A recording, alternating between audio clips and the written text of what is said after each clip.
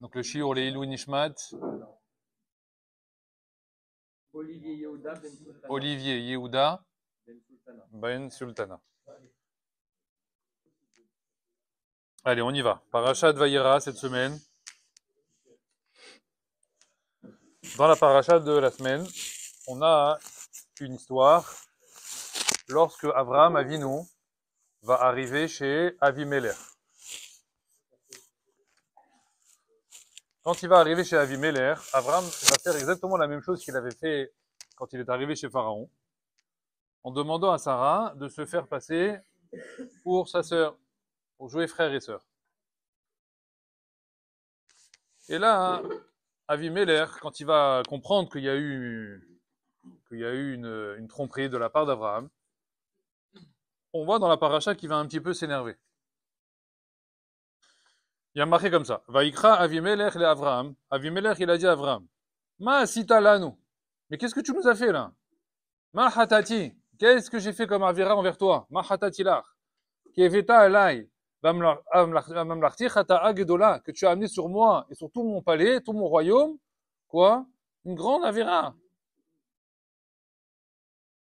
Donc on voit qu'Avimelech, a priori, il n'est pas content. Il voulait prendre Sarah, il apprend que finalement c'est pas la sœur, mais c'est la femme d'Abraham, et il s'énerve contre Abraham. Abraham Avinu, pour l'instant il dit rien. Avimelech, il lui pose une question, et il lui dit comme ça. Vayomer Avimelech el Avraham, Ma ra'ita ki asita et adavar hazeh. Qu'est-ce que tu as vu, Ma ra'ita, pour avoir décidé de te comporter de la sorte? Qu'est-ce que tu as vu chez nous pour avoir décidé de faire passer Sarah pour ta sœur?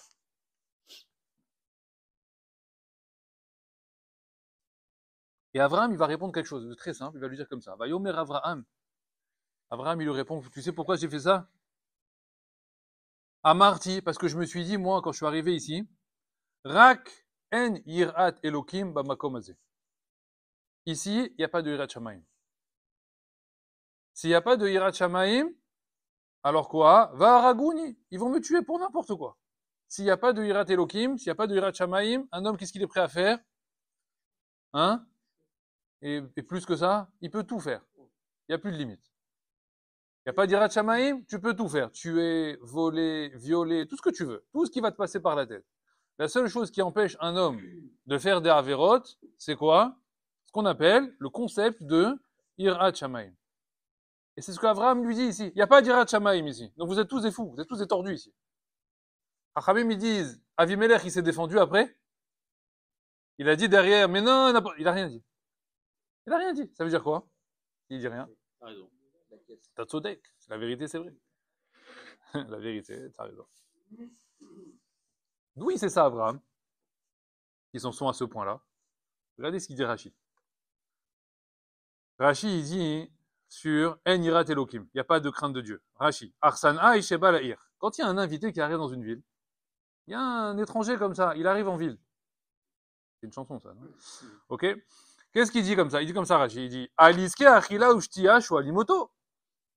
Qu'est-ce qu'on va lui demander quand l'invité il arrive? On le voit arriver, on le connaît pas.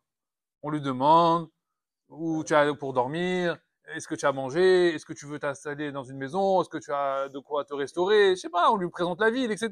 On lui présente des choses de nécessité, de première nécessité. Il vient d'arriver, il a ses sacs comme ça, il est au port de la ville.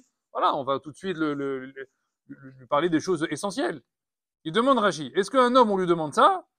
O aliske ishto sho alimoto. Ou est-ce qu'on lui pose des questions sur sa femme? Ou sur la fille qui l'accompagne? Et tu dis bonjour à un invité, il est en ville, il arrive comme ça, il vient à peine d'arriver, bonjour, bonjour. C'est qui cette fille? Attends, tu sais même pas qui je suis déjà. Vous poser des questions, bonjour, etc. Attends demain peut-être, une semaine, attends un petit peu, non. Tout de suite, première question des soldats de Avimelech, dès qu'ils arrivent là-bas, c'est qui elle? C'est qui elle? Tu crois que je connais pas alors la maout, l'essence même qu'il y a à l'intérieur de chez vous? Je sais que vous parlez que de ça. Vous demandez tout de suite où sont les femmes. Ah, où sont les femmes? Alors, moi, je sais que c'est beaucoup de chansons aujourd'hui. C'est la deuxième. La troisième, Très bien. Maintenant, on demande comme ça. Avimelech, c'était un Melech. C'était le roi de Guérar. D'accord? C'est le patron de la ville. A priori, on voit pas que Avimelech, c'était un truand, quoi. C'est pas un bandit. Il a peut-être des mauvaises midotes, etc., mais c'est pas un bandit. Il a une position, il a une malchoute, il a un titre. Il est respectable dans la ville. D'accord? C'est pas le petit voyou du quartier, Avimelech. D'autant plus que quoi? Que là, on est Barabim. On est devant tout le monde. Il y a toute la ville qui est présente. Rahamim, ils demandent et ils disent Avimelech, c'est pas un fou. Avimelech, c'est pas un, il a pas pété un câble, il a pas pété une jurite. Il est normal, c'est un type posé. Avec des midot raot, ok, mais c'est un type posé, il n'est pas fou. D'où Abraham, il peut penser que celui-là, il va risquer de perdre sa malchoute, son titre, sa position sociale, etc., pour aller fauter avec Sarah. Et que les gens après ils disent de lui, ah, c'est ça le roi qu'on a mis en place, mais c'est pas du tout ce qu'il faut. Normalement, un homme, en réalité, même s'il a des tendances, il y a des choses qui le bloquent, il y a des choses qui vont l'arrêter. Sa vie de tous les jours, en réalité, elle est censée être quoi? Elle est censée être une barrière à toutes ses envies, à toutes ses pulsions. Tu laisses un homme brut, il a envie de plein de choses. Qu'est-ce qui l'empêche de tout faire? Il a une éducation, il a une position sociale, il a un travail, il a une réputation. Il y a des choses qui vont empêcher un homme de fauter. Comment Abraham, il s'est pas dit qu'Avimelech, non, il va baser tout ça et il va quand même faire des avérotes. Ahamim apprennent ici quelque chose d'essentiel. Apparemment, il va falloir qu'on essaie de le comprendre ce matin. Tous les acquis qu'on a dans la vie, l'éducation qu'on a reçue, le travail qu'on a, la famille qu'on a, la position sociale, tout ce que vous voulez, tout ce qui est censé cadrer un homme, ne lui sert à rien devant la Havera. Ça ne sert à rien. Parce qu'un homme, il peut avoir tout ça, il peut être au sommet de la position sociale, tout ce que vous voulez, les titres, etc. Il est capable, à un moment donné dans sa vie, malheureusement, d'avoir une telle pulsion, une telle tendance, une telle envie, qu'il est prêt des fois à tout perdre. Pour une Avera, il va tout jeter. Et après que l'Avera est faite, là, il va réfléchir. Ah, j'aurais pas dû. Ah, si j'avais su. Ah, j'aurais pas dû faire. C'est trop tard maintenant. Chachamim, il demande, il dit, je comprends pas. Comment c'est possible que tous ces acquis-là, qui auraient dû normalement être des boucliers, auraient dû être des protections, ne l'ont absolument pas aidé. Absolument pas protégé. Déjà, ça, il faut comprendre. Deuxième chose, si ça aide pas, alors qu'est-ce qu'il y a alors?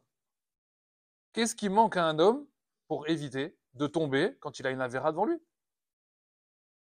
Donc là, deux questions. Première, c'est pourquoi ça aide pas? Ou plutôt, qu'est-ce qui entraîne que ça aide pas? Et deuxième chose, comment on s'en sort alors? Avec quoi? Qu'est-ce qu'on peut utiliser alors, autre chose, pour que ça puisse éventuellement nous aider? C'est étrange que les Chachamim posent la question parce qu'il y a l'exemple de Yosef quand même. Qui quoi? Qui a vu son père, donc il a quand même ce patrimoine où il a vu son père qui l'empêche de fauter. Et donc, ça l'a protégé. Et donc il faut savoir qu'est-ce qui l'a protégé véritablement. Parce qu'on nous dit là-bas que Yosef, quand il est allé, c'était pour fauter. Oui. Donc ça l'a de base, non. Donc de base, oui. Il y allait pour fauter. Oui. Donc de base, tout ce qu'il avait avant ne lui servait à rien. On va essayer de comprendre justement la vie, si tu veux, avec cette histoire-là, peu importe, la notion de Yirat Shamaim de Yosef à ce moment-là. Comment elle s'est réveillée, cette notion de Yirat Shamaim? S'il n'y a pas de Yirat Shamaim, il y a Avera. S'il y a Yirat Shamaim, il n'y a pas d'Avera. La question c'est comment j'attrape Yirat Shamaim? Yosef, à cet endroit-là, si on veut partir sur ça, il a attrapé Yirat Shamaim. Nous, notre question c'est quoi le pont? Comment il est arrivé là-bas? Là, il n'y a pas, et là, il y a. Comment je suis arrivé dans Yirat Shamaim et comment j'y suis pas? Et qu'est-ce qui me permet justement de ne pas y être? On va faire tout le cheminement et après tu verras peut-être tu auras une réponse sur ça. Il y a un principe dans la Gemara qui dit comme ça. Chachamim pose une question en demandant Yesh lizvara lama likra. C'est un principe gmarik. Gmarik. Je sais pas si on dit comme ça. Yesh lizvara lama likra. Qu'est-ce que ça veut dire? Si j'ai une bonne zvara. Une zvara, c'est quoi? C'est un raisonnement logique. J'ai réussi à trouver, d'accord, une déduction dans une halakha, dans un sujet. Comment? Avec ma tête. J'ai réfléchi logiquement et je suis arrivé à une bonne conclusion. Chachamim demande si j'ai une bonne zvara, si elle tient la route, si j'arrive à la défendre. Ouais, j'arrive, j'ai tout bien fait. J'arrive à faire tout un mahalach basé sur une zvara, basé sur une logique. à quoi ça me sert d'avoir un verset de la Torah qui va me confirmer ce que je dis? J'ai pas besoin d'un verset de la Torah. Oui ou non? Si j'arrive à déduire des choses par ma tête, pourquoi Hachem il va se prendre la tête en m'écrivant lui-même l'interdit, par exemple, ou la permission à l'intérieur de la Torah? Ne l'écris pas. Tu as donné aux hommes une intelligence, tu leur as donné une chorma. S'ils arrivent par eux-mêmes à trouver cette chorma, la Gemara, elle demande, la malikra, yesh lisvara, la malikra. Si j'arrive à le déduire, pourquoi j'ai besoin d'un pasouk dans la Torah? C'est une question de la Gemara. Ça existe partout. De toute manière, il y a un postulat d'origine, même en mathématiques, si on veut aller au début, il y a toujours des postulats, des choses de base. On en déduit, mais il faut revenir à la base. Et la base, elle est là. C'est un postulat. Alors, on dit comme ça. C'est marqué, le Rambam, ici, c'est une Gemara pour dire que est-ce que la chorma, est-ce que l'intelligence, est-ce que la sagesse, c'est un trait qui n'appartient que au Ham Israël? Il y a une Gemara qui demande. Gemara Megillah, elle demande, est-ce que la chorma, l'intelligence, la déduction, la sagesse, etc., est-ce que ça n'appartient que au Ham Israël? Hein? Qu'est-ce qu'elle dit la Gemara là-bas? Elle dit, Yesh chorma bagoyim, ta'amin. Si quelqu'un il vient te dire qu'il y a de la chorma chez les nations, il y a de la déduction logique chez les nations, il y a de la sagesse, qu'est-ce que tu dois dire? Ta'amin, il faut y croire. C'est normal, les goyim aussi, ils ont des raisonnements logiques, ils ont des svarot, ils réfléchissent avec leur tête. Oui ou non? Le Rambam, il dit même que si quelqu'un il dit les goyim c'est tous des imbéciles, c'est tous des idiots, c'est un chilou Hachem. On n'a pas le droit de dire une chose pareille. Les goyim, ils ont une svara, ils ont une logique, ils ont une manière de penser, ils ont des déductions qui tiennent la route, ils ont des bons arguments. Alors où est-ce qu'elle va se séparer? Parce qu'on n'est pas avec les goyim. Donc qu'est-ce qui va se séparer dans la conception de cette idée-là entre les goyim et le Ham Israël? À partir de quel moment il va y avoir une divergence? Alors il y a deux philosophies qui vont s'opposer. C'est laquelle? C'est la philosophie devant les avérotes, devant les erreurs, devant les fautes qu'un homme y fait. La philosophie goy, c'est de dire comme ça. Quelle est la raison pour laquelle un homme fait des erreurs? Il n'y a que deux raisons possibles, d'après la philosophie goy. Il n'y a que deux raisons possibles qui amènent un homme à faire des erreurs. Première possibilité, c'est soit un homme qui a mal compris ce qu'on lui a expliqué. Il a mal compris, donc il fait une erreur. Deuxième possibilité, d'après la philosophie goy, c'est qu'il ne savait pas que c'était une erreur. On lui a dit qu'après. Donc, soit il ne sait pas, soit il a mal compris. C'est tout. Voilà, c'est simple. Tu ne savais pas, bah, tu fais une erreur. Tu as mal compris, tu fais une erreur. D'accord? Donc il y a toujours une raison logique, une raison normale, un argument normal pour expliquer l'erreur de quelqu'un. La Torah, elle rejette entièrement ce concept. Complètement. Pourquoi? Parce que la Torah, elle dit, le monde entier est rempli de gens qui savent, qui ont très bien compris, et qui fautent quand même. Preuve en est, la Torah dit, preuve en est, qu'on peut trouver des hommes, elle dit on peut, elle est gentille, on peut. On trouve des hommes qui assistent à des cours contre le Lachon Hara toute leur vie, et le cours, il est terminé, et qu'est-ce qu'ils font? Lachon Hara. C'est un mauvais concours. Hein? C'était un mauvais cours? Je sais pas. Je sais pas. D'accord? On assiste à des cours où on va nous dire c'est très grave, les interdictions de harayot, etc. Et il sort du cours, et Shmirat Enaim, et il faut faire attention à ses yeux, etc. Et on sort de là-bas, et qu'est-ce qu'on fait? Et tous les yeux, comme des autruches. Comme ça. Non, les autruches, c'est comme la tête en bas. Alors, c'est comme des girafes, la tête en haut. D'accord? Et on regarde comme ça, partout, comme des coqs. Toujours la tête. D'accord? Mais tu viens d'assister au cours. Tu viens là, il y a 40 secondes. Tu étais là, le Rav qui disait, tu buvais ses paroles, tu étais à limite, tu as fait vidouille pendant le chiour. Tu sors du chiour, ça y est, c'est terminé. Quoi, même pas une seconde, tu restes. La shonara, je viens de te dire, c'est assourd la shonara. 39 coups, tu recevais au beddin. Arrête-toi de parler. Non, je t'arrête pas. Donc la Torah, elle dit, le problème, il est ailleurs. On peut pas dire, c'est impossible de dire qu'un homme faute parce qu'il sait pas. Ou qu'un homme faute parce qu'il a mal compris. C'est pas vrai. Un homme, il peut te dire, j'ai très bien compris. C'est quoi le Lachon Hara? J'ai très bien compris. J'ai compris même que c'est très grave. Et je sais que c'est très grave. Bah, pourquoi tu parles? Je sais pas. La vérité, je sais. Donc, il faut me trouver la raison. Pourquoi j'assiste à des cours où on me dit ça et ça et ça et ça, c'est interdit, et je continue à faire et ça, et ça, et ça. Donc ça n'a rien à voir avec le concept goy. Il y a un autre concept qui est derrière. Et qu'il faut que nous, on comprenne à un moment donné, une bonne fois pour toutes, et qu'on intègre. La Torah, elle te dit comme ça. Il faut que tu saches que le Yetzer Hara est plus fort que toutes tes svarot. Tu peux avoir tous les arguments dans ta tête. Tu peux avoir toutes les explications, tous les raisonnements les plus logiques, les plus cartésiens, tout ce que tu veux. Le Yetzer Hara, il est plus fort que tout ça. Il est au-delà de tes svarot. Tes svarot ne vont jamais te sauver devant une avéra. Tu peux mettre tout bien, tout sur pied, d'un oui, non, etc. Tu as fait un tableau à double entrée, à triple entrée si tu veux. Et ça arrive, il attend, tu as terminé le tableau, ça y est, tac, voilà, la avéra, elle arrive. Et pourtant, c'est pas normal, j'ai fait tout bien, j'ai fait tous mes soudards, j'ai fait tout attention à tout. Mais tu as fait tout par comment? Par svara. Tu as fait tout par raisonnement logique. Pourquoi c'est un problème? Parce que la svara d'un homme, elle est là en réalité uniquement pour le conforter. Elle est là uniquement pour le convaincre lui-même que ce qu'il fait, c'est bien. C'est ça la svara d'un homme. Notre intelligence en réalité, elle n'est pas là pour nous qu'on se dise à nous-mêmes « Ah, en fait, je suis un nul. Ah, en fait, je suis un tocard. » Non, elle est toujours là en réalité pour nous faire quoi? Pour nous faire dire que « Ouais, mais non, c'est bien, j'avais raison de faire ça. Non, c'est normal, voilà. » Et on va essayer même avec les autres qu'on a autour de nous de toujours trouver une personne qui va nous dire « Tu as raison, tu avais raison de faire ça. Tu avais raison de lui parler comme ça. » Bien sûr. Voilà, il suffit qu'on ait un ou deux personnes comme ça, même si on a 25 personnes qui nous disent « Mais c'est n'importe quoi, ce que tu aurais dû faire. » C'est bon, moi j'ai une asmarta, j'ai lui et lui qui me disent que j'ai raison, ça me suffit. C'est quoi ça? C'est conforter ma svara, conforter mes raisonnements. Mais le Yetzer Hara, il adore ça. Tu comprends ça? Il adore ça. C'est-à-dire que tu es son meilleur client. Le meilleur client du Yetzer Hara, tu sais c'est quoi? C'est un homme très intelligent. Le Yetzer Hara, il n'aime pas les idiots. Le Yetzer Hara, il aime les hommes intelligents. Parce que les hommes intelligents ne vont faire que monter dans leur vie des arguments logiques. Et avec un argument logique, le Yetzer Hara, il vient, il tire une balle et c'est terminé. Il a tout fracassé. Je vous donne des exemples. Chachamim, ils ont dit qu'un homme n'a pas le droit de s'isoler avec une femme. Issour Yichud. D'accord? Toi, tu viens et tu dis, ça va, je vais m'isoler avec ma cousine. C'est pas très grave. C'est ma cousine.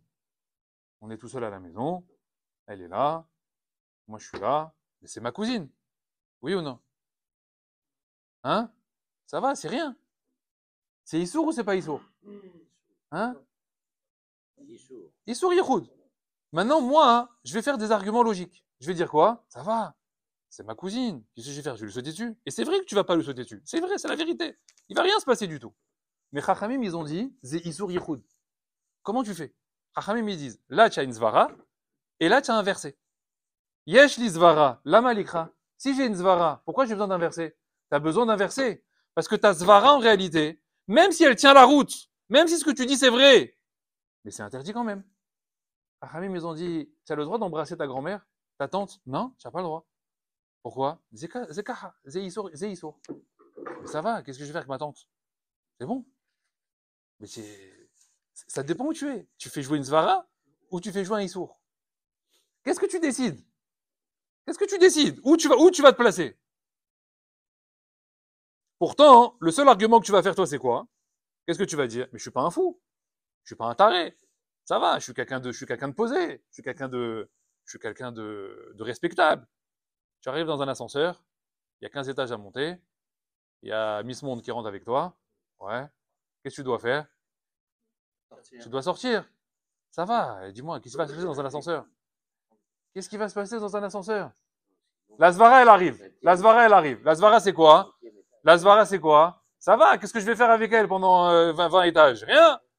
Deuxièmement, quoi? Bon, c'est vrai, peut-être qu'elle est jolie, peut-être tout ce que vous voulez, il n'y a pas de problème. Hein, c'est vrai qu'elle a des canons, on s'en fiche, ça, c'est pas le problème. Mais il va rien se passer. Il va se passer ou il va pas se passer? Il va rien se passer. Oui ou non? Donc, mon argument logique, il est là. C'est logique ce que je dis. Qu'est-ce qu'ils ont dit, Chachamim? Tu sors. Deuxième svara, je vais la vexer si je sors. C'est bien, si vous rigolez, c'est qu'on est ensemble.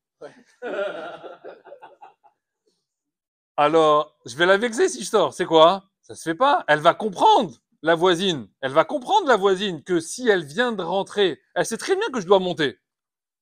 Hein? Non, c'est bon, madame, allez-y, je prendrai le prochain. Ah, c'est religieux, là. Hein? contre les femmes, toujours. Bah, pense ce que tu veux, que ce que je te dise. Yesh lisvara, la malikra. Elle a raison dans ce qu'elle dit. Je vais rien lui faire entre le -2 et le 4e étage. J'y va rien se passer, Bichlal. D'accord? Elle a raison dans ce qu'elle dit. Mais la halakha, madame, elle m'a dit de sortir de l'ascenseur. Je me pose pas de questions, moi, de savoir est-ce qu'il va se passer, est-ce qu'il va pas se passer, est-ce que je vais vous vexer, est-ce que je vais pas vous vexer. Ça, c'est quoi, ça? Ça, c'est mon intelligence qui travaille. C'est ma svara qui parle. Mais la Torah, elle a dit, ta'azov ta svara, mets-la à la poubelle ta svara, et respecte le verset que je t'ai donné. Mais toi, tu vas toujours faire jouer par Agnelo Choté. Je suis pas un fou, moi. Je suis quelqu'un de bien. Qu'est-ce qu'il a dit à Abraham? Avimelech, je sais que t'es pas un fou. Je sais que t'es quelqu'un de bien. Aval en irat elokim bamakom hazeh. Il y a pas d'irat shamaim ici. Même toi, même le gadolador, même le meler, tout ce que tu veux, tu peux tourner. C'est tout. C'est ce que la Torah m'a appris. Qu'est-ce qu'il lui dit à Avimelech? Rien. Il dit rien. Il dit, tu as raison. La vérité, c'est vrai. Ça marche comme ça. Comment elle dit la Gemara qu'un homme, il faute? Elle dit comme ça. Écoutez bien la phrase, comment elle est dite. En Adam choté, un homme ne faute, et là, chez Nichnasbo Ruachshtut. Un homme ne faute que s'il est rentré en lui un vent de folie. Tout ça, la Gemara, elle a fait pour dire qu'un homme, il faute. Un homme, il faute, ça. C'est quoi cette phrase-là, hyper longue, là? Et là, chez Nichnasbo Ruachshtut. Il y a un Ruachshtut, un rouar de folie, qui est rentré en lui. Qu'est-ce que ça veut dire, ça? Hein? Hazal, ils disent, c'est quoi ça? Il faut que tu apprennes ici de cette phrase. Que la Avera, elle rentre dans la tête d'un homme, malgré lui. Nichnasbo, rouar shtut. Le rouar de folie, il rentre en toi, malgré toi. Ça veut dire quoi, malgré toi? Tu peux être le plus intelligent de la terre, le plus élevé, le plus socialement haut, etc. Tout ce que tu veux. Tu as une famille, tu as des enfants, tu as un travail, tu as une réputation, tout ce que tu veux. Ava, Nichnasbo, rouar shtut. Le rouar shtut, il est là autour, il rentre à l'intérieur, malgré toi, et il te rend taré. Et il te fait faire des folies. Et le monde aujourd'hui, il nous prouve ça. Il y a des gens, ils avaient une position sociale, des chefs d'État, des ministres, qui ont fait des choses. Je te dis, mais pourquoi? Pourquoi des choses aussi viles, aussi basses? Comment un homme, il peut être aussi élevé dans la société et ne pas à un moment donné se dire, attends, mais si je fais ça, je vais tout perdre. Si je fais ça, on va parler de moi dans les journaux. C'est quoi? Ça va jamais se savoir, c'est vanaille. Nichnasbo Ruachshtut. Il est prêt à tout perdre à un moment donné. Pourquoi? Pour une petite avéra de rien du tout, mais qui va lui fracasser toute sa vie. Jusqu'à quel point un homme, il est capable de tout perdre. Il perd toute sa vie, et après il pleure pendant toute sa vie. Tout le reste de sa vie, après il va pleurer. Pourquoi? Parce qu'il a fait jouer son intelligence. Alors le Chachamim, ils demandent, ils disent en réalité, qu'est-ce qui entraîne la avéra d'un homme? Qu'est-ce qui entraîne les hommes à fauter? Qu'est-ce qui entraîne les hommes à ne pas respecter les mitzvot qu'Hachem il a donné? C'est quoi? C'est la chokhma d'un homme. Vous entendez ça? Souvent, on dit aux hommes, il faut être racham, il faut que tu sois talmid racham. La chokhma, elle entraîne les avérotes chez quelqu'un. C'est l'intelligence d'un homme qui le fait fauter. Pour l'instant, on en est là. Hein. Si je vous laisse là, on est très mal. Parce que on dit à tout le monde qu'il faut être racham. Ça veut dire si on est racham, on faute. Alors qu'est-ce qui nous reste alors? Pourquoi je vous dis ça? Parce que, en vérité, plus quelqu'un il est intelligent, plus il va trouver des arguments pour excuser ce qu'il fait. C'est à ça que va servir la chokhma d'un homme. Et des fois, vous écoutez les gens se justifier sur des erreurs qu'ils ont fait, ça va très très loin. Ça va très très loin. Ils te font un pile-poule de Gemara sur une avéra qu'ils ont fait qui est Mefoursam, qui est... Alors, tout le monde regarde, mais c'est n'importe quoi, mais il va te le prouver. Et il va te sortir même des fois des halachot, et des ravintel il a dit, et la Gemara elle dit comme ça, et la halacha comme ça, et le midrash comme ça, etc. Et tu le regardes, tu es éberlué, tu es estomaqué. Celle qui a le plus de mal avec ça, c'est qui en général? C'est les épouses. Elle écoute son mari parler, elle dit mais il est fou en fait. Il fait quelque chose que tout le monde voit que c'est n'importe quoi, mais il va pas se démonter. Il va hausser les épaules et il va lui citer des textes. Et ça j'ai fait parce que comme ça, et ça j'ai fait parce que comme ça, et lui je l'ai insulté parce que comme ça, et lui je lui ai volé l'argent parce qu'il m'avait volé. Mais c'est quoi ces varottes là? D'où tu es parti là-bas? C'est halakha ce que tu dis? Clairement? Ou tu as inventé ta chokhma dans la halakha? Tu as mis ta chokhma dans la halakha. Mais si tu veux vraiment respecter la halakha, je vais te la faire respecter, moi, la halakha. Tu verras qu'elle va pas te plaire en réalité. Parce que là, tu es chayav, là, tu dois rembourser, là, tu dois t'excuser, là, tu dois te taire, là, c'est ça la halakha. La halakha, elle engage. Or, nous, qu'est-ce qu'on aime bien dans la halakha? C'est faire jouer notre sagesse, notre chorma. Pourquoi? Pour amener la halakha vers ce que nous on fait. Pour justifier ce que nous on a dit. Pour justifier ce que nous on pense. Rachamim, il dit ça, hein, c'est Zélo Torah. Ça, c'est Goïm, ça.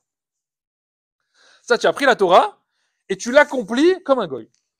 Tu accomplis la Torah comme la Svara avec les Goïm. La même chose. La Torah, c'est pas ça. La Torah, ça n'a rien à voir avec ça. La Torah, Rachamim, il dit, c'est un bitoul. C'est un bitoul, c'est une annulation. Une annulation de quoi? Souvent, on dit la Torah, c'est un bitoul. Voilà, on dit Moshe, Anaf, mais oh, Nicole, Adam, c'était le plus humble de tous les hommes. C'est quoi cette phrase? Qu'est-ce que ça veut dire? De façon tachles. C'est un bitoul de quoi? C'est une annulation de quoi, la Torah? C'est une annulation de tes svarot. C'est une annulation de tes raisonnements. La Torah, elle te dit, tu ne peux pas, il ne peut pas y avoir tes svarot et ma Torah. La Torah, quand tu commences à l'étudier, quand tu commences à l'apprendre, elle te demande d'abord, tu as annulé déjà tout ce que tu penses? Tu as annulé déjà toutes tes manières de réfléchir? Non? Alors laisse-moi tranquille. Alors je veux rien. Rachamim me dit que c'est pour ça que la Torah elle a été donnée Bamidbar. Pourquoi Bamidbar? Parce que tu dois faire de ta tête déjà d'abord un midbar.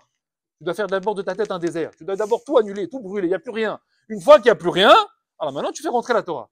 Mais si maintenant tu gardes ton éducation, tout ce que tu as appris, tes pensées, etc. Et après tu fais rentrer la Torah, tu sais à quoi elle va te servir la Torah? À conforter tes midot raot, à conforter tes marchavot raot, tes mauvaises pensées, tes mauvaises midot. Ça va juste les conforter. C'est juste ça que ça va faire.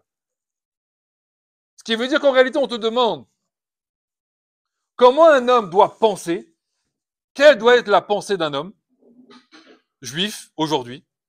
C'est quoi? Ce que la Torah elle dit.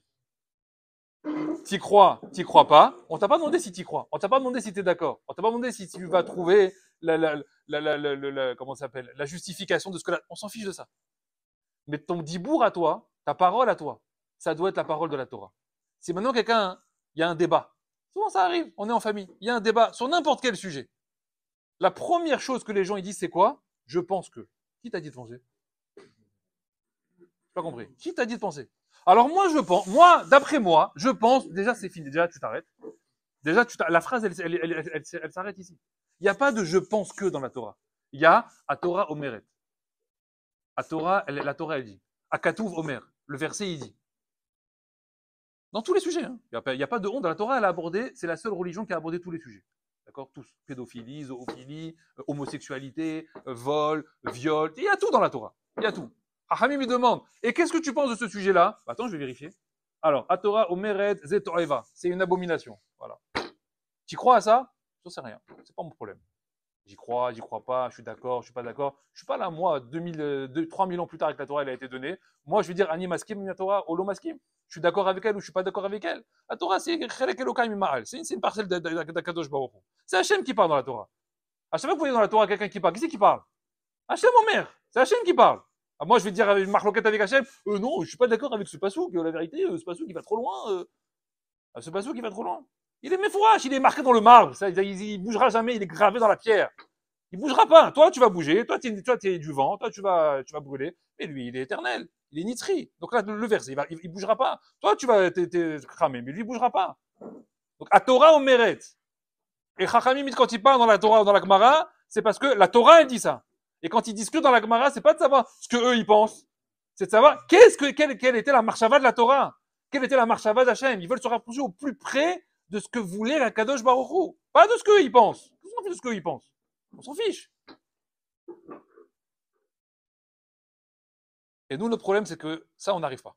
Pourquoi? Hachamim dit que ça vient d'une mida, qui s'appelle la gava, qui s'appelle l'orgueil. C'est qu'un homme, il a besoin de montrer qu'il connaît des choses. Il a besoin de se mettre en avant. Il a besoin d'imposer aussi une force. Quand il a un débat, il a besoin de dire non, c'est moi qui ai raison parce que et après il va dévoiler son truc. La Torah, elle n'a pas besoin d'arguments. Ok? La Torah, elle n'a pas besoin d'argumentaire. Elle n'a rien à prouver. Comprenez? La Torah n'a rien à prouver. Si vous avez un débat un jour avec quelqu'un qui vous dit et pourquoi ça? Pourquoi? C'est marqué. C'est pas un argument ça, c'est marqué. Qu'est-ce qu'il a dit Rachid? Rachid a dit pourquoi la Torah elle a commencé par Bereshit? Pour qu'on puisse dire au Goïm, la terre elle appartient à Dieu, Dieu il la donne à qui il veut, et Eretz Israël il nous l'a donné à nous. C'est un argument ça? Hein? Rachid dit qu'on devrait dire ça au Goïm. Mais les Goïm ils vont écouter quelque chose hein? Bonjour, ouais, allô, pourquoi vous avez Eretz Israël? Dieu il a créé le monde, ouais. La terre elle appartient à Dieu. Dieu nous l'a donné à nous, il a viré les Cananéens, et maintenant il l'a donné à nous. Voilà, ça y est. Voilà pourquoi la terre d'Israël est là. Mais c'est pas un argument, ça. Mais c'est marqué comme ça. Ça vous plaît pas, vous voulez pas, j'en ai rien à faire. Ça m'intéresse pas en réalité. Je suis pas là pour débattre. La Torah, c'est pas un débat. D'accord? C'est pas un ping-pong de savoir oui, qui a raison, qui a pas raison. C'est pas ça la Torah. La Torah, c'est Ma'asour, Ma'moutard. Qu'est-ce qu'Hachem il veut que ce soit Assour? Qu'est-ce qu'Hachem il veut que ce soit Moutard? Une fois qu'on a dit c'est Moutard, c'est Moutard. Une fois qu'on a dit que c'est Assour, c'est Assour. Tu montes, tu descends, tu fais des pirouettes si tu as envie. Fais ce que tu veux maintenant. Là, tu fais jouer ta svara. Là, tu fais jouer ton orgueil. Comme des fois, on est à la maison, il y a des situations, etc., qui peuvent arriver. Mais là, dans ce cas-là, c'est interdit. Quoi? Mais non, c'est pas possible, etc. Mais trucs. Mais attends, qu'est-ce que tu veux faire maintenant? Ben, prends un stylo, il y a des pages blanches, il y a des trucs blancs autour du livre. Écris ton avis, que je te dise. Je peux rien faire avec toi, moi, c'est Assour. Shabbat Hatan, tu as mis la plata en marche. Ouais, tu as 50 invités à la maison. Ça arrive vendredi soir. Et quelqu'un a oublié de brancher la plata. On va manger froid. Il n'y a pas de goy. Ils sont perchés là-bas, je sais pas où là. On fait un Shabbat à Center Park. Hein, il n'y a que des juifs. Il n'y a pas de goyim. Rien du tout. Comment on fait? On va manger froid? Non, c'est sûr qu'Hachem. C'est sûr. C'est sûr. Je caricature personne.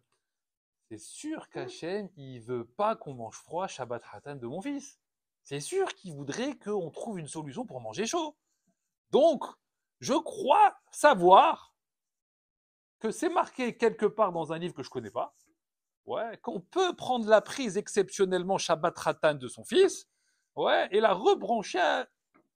Qu'est-ce que tu fais là? Je caricature, avec chino, avec un balai, avec des gants, avec ce que tu veux. D'accord? C'est quoi ça, tous ces cas-là? Voilà, je caricature, mais il y a plein de cas comme ça. C'est quoi ces cas? C'est quoi ça? Ça, c'est parce que tu veux quelque chose. Tu veux quelque chose. Et comme tu veux quelque chose, tu vas essayer de trouver dans la halakha une manière d'amener la halakha pour justifier ce que toi tu veux. Ça, c'est pas la Torah. La Torah, c'est tu baisses la tête. Elle t'a dit ici, tu perds 10 000 euros. Elle t'a dit ici, tu perds 1 heure. Elle t'a dit ici, tu te tais. Elle t'a dit ici, ça, au fait, c'est perdu. Tu es prêt à ça? C'est ça la Torah. La Torah, c'est pas que on tape des mains, etc., et une couronne sur la tête, etc. Des fois oui, des fois non. Mais c'est que dans toutes les situations, tu respectes à la lettre ce que la Torah t'a demandé. Si la Torah, elle t'a dit que tu n'as pas le droit de t'isoler avec telle fille, telle fille, telle fille, telle fille, moi, je pose pas de questions, moi. Je pose pas de questions de savoir oui, non, peut-être, machin, etc. Je respecte la halakha exactement comme la Torah me demande. Une jeune fille, aujourd'hui, dans la famille, c'est un problème pour les babysitting. Une jeune fille ne peut pas rester avec un enfant qui a atteint l'âge de 9 ans. Un garçon, je crois. D'accord? On ne peut pas faire un babysitting avec un garçon seul qui a atteint l'âge de 9 ans. Il y a d'autres, il y a des règles là-bas. Je parle de ce cas-là précisément, parce que ce cas-là arrive et c'est un cas précis. D'accord? Donc une jeune fille qui a 18, 17 ans, j'en sais rien, d'accord, qui garde un garçon de 9 ans, Rachamim me disent non, tu feras un babysitting avec la voisine si tu as envie. Mais oui, tu fais pas babysitting. Mais il a 9 ans, j'en ai 24. Ça va? Ça va ou pas? Hein? On a déjà entendu une histoire qui s'est passée aujourd'hui là entre 9 ans et 24. A priori, non. Donc c'est bon. Tu fais pas. Et regardez cette phrase de Chachamim. Écoutez bien. Écoutez bien ça. Davar lo shriach, lo gazru Chachamim.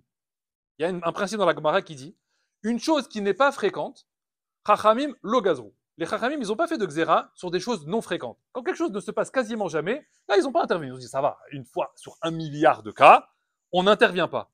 Pourquoi ils ont intervenu ici? Sur ça, ils ont dit non. Si sur ça, ils ont dit non, ça veut dire que pour eux, ça s'appelle comment? Ça s'appelle shriach. Ça s'appelle que oui, ça arrive. Oui, c'est fréquent. Oui, ça arrive. Sinon, ils n'auraient pas fait de xéra. Moi, je vais venir maintenant derrière et dire, ça va, haham, c'est bon, Rav Yosef, Rabba. Il vivait il y a 2000 ans, en Irak. Bon, c'est pas la même vie, etc. Non, tu n'as pas compris. Ce qu'ils ont écrit, c'est marqué au marbre. C'est marqué, c'est gravé dans la pierre. Ça bougera jamais.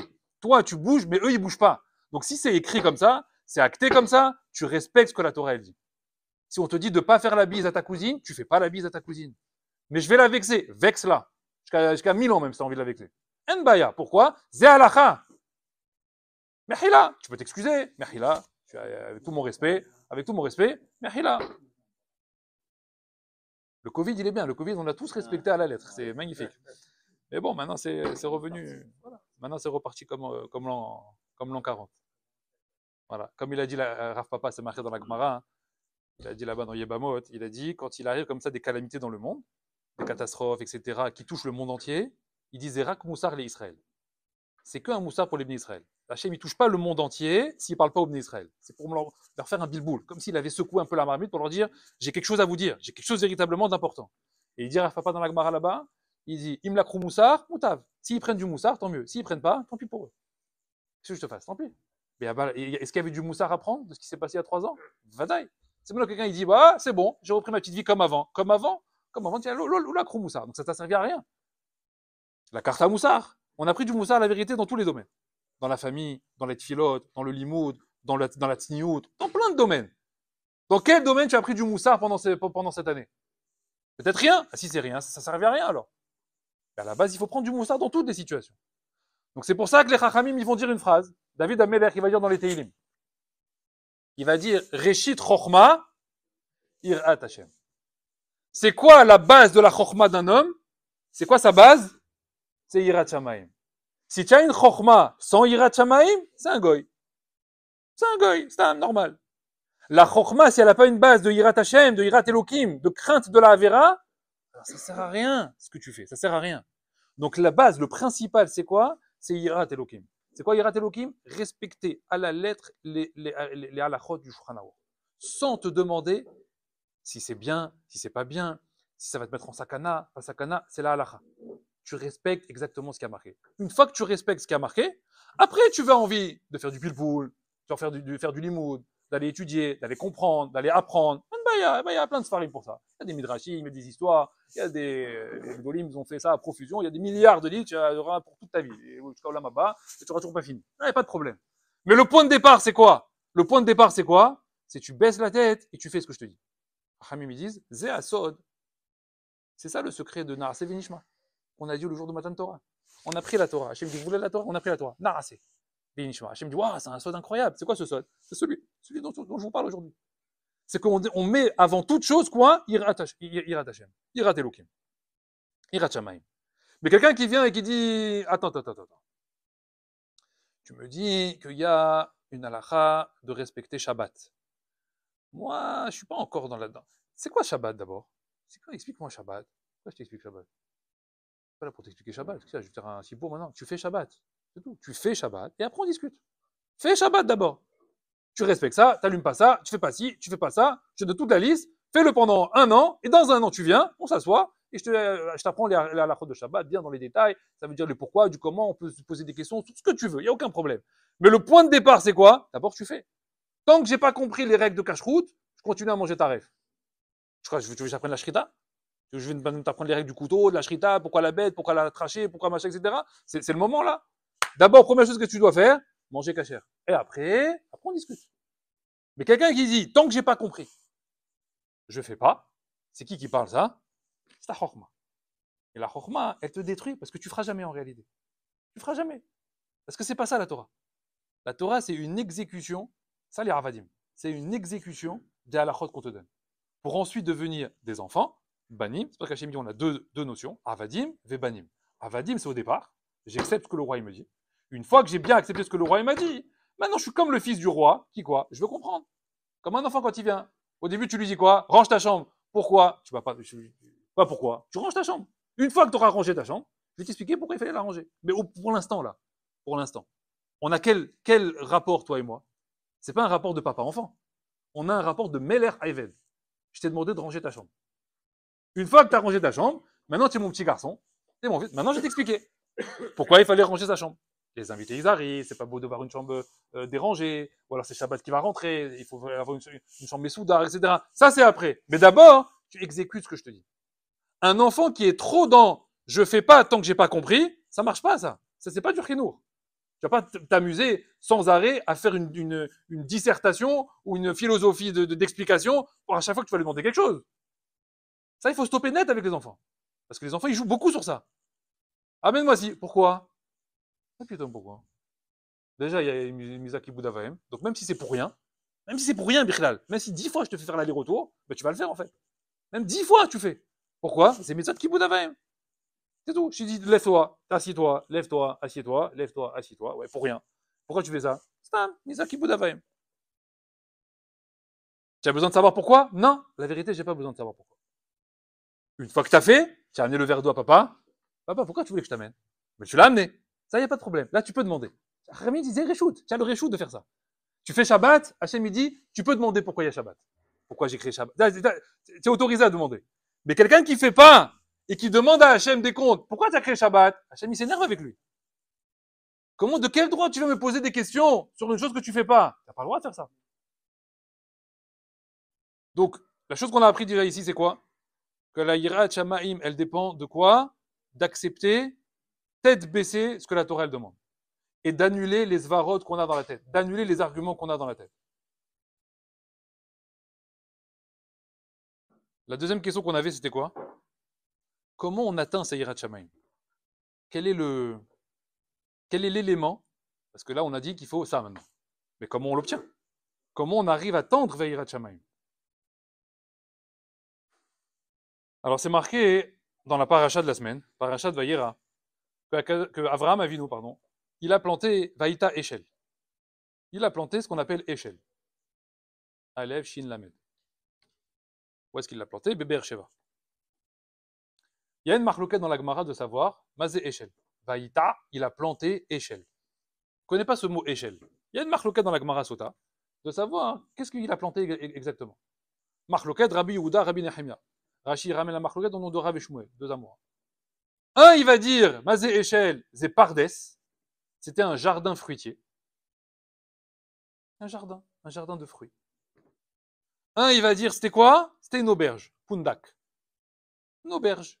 Vous pouvez venir là-bas, s'allonger, dormir, passer un temps avec lui, etc. Manger, boire, dormir, etc.